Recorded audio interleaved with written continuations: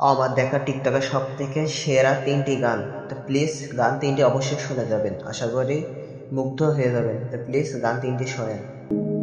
নিঠুর বন্ধু